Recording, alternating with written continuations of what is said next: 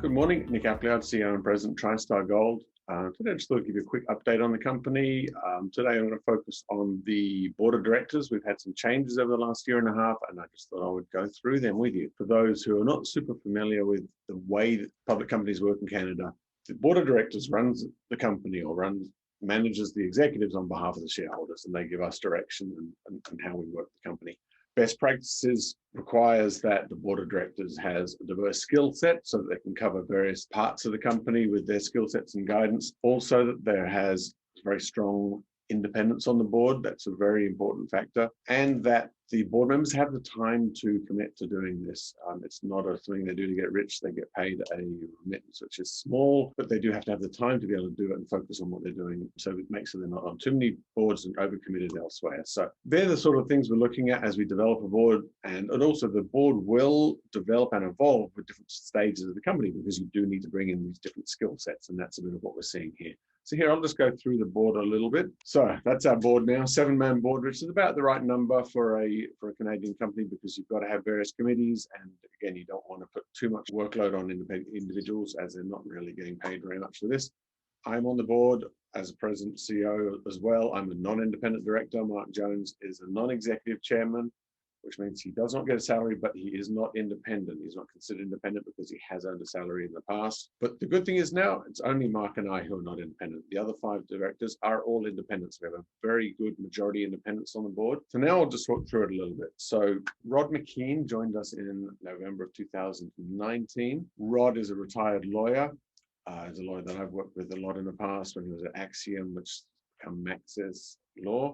Very, very good at corporate governance. I'd say the strength that he brings to us that we're going to use the most is experience in corporate governance and international transactions. That's what I've worked with Rod on personally in different areas when we sold international minerals to Hochschild Mining. Rod was right in the middle of that, and he's very experienced at that sort of stuff, and that's where he's going to bring to TriStar. Carlos is a director who's been on for quite a few years. He is the senior mining partner in a law firm, big law firm in Brasilia. So he really helps us in Brazil, but I'm not going to go into him a lot because he's been here a while. So then December last year, Eric Zanschaub joined us.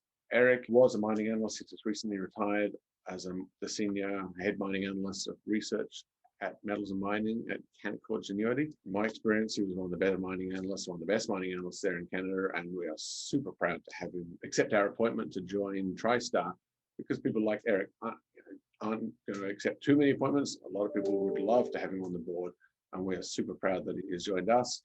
Eric is a geologist. He is very, very good technically, but he's just seen so many projects through his experience as an analyst looking at a project. He's seen so many projects, and he's worked with so many people that he knows a lot of the industry. He's going to be invaluable to us. The next to join in January this year was Jessica van den Akker. Jessica is currently CFO of Core Mining. Prior to this, she was an auditor with Davidson and Company, and she was our auditor in International Minerals. She's one of the best auditors. She's one of the best financial accounting minds that Scott Brunson, our CFO, has come across, and I would support that. So she does bring a skill set to the board that we've been lacking, which is a very, very strong chair of the audit committee. That person really needs to be able to quiz the CFO and make sure that our accounting is correct, that we're doing best practices, and that the money is being looked after appropriately.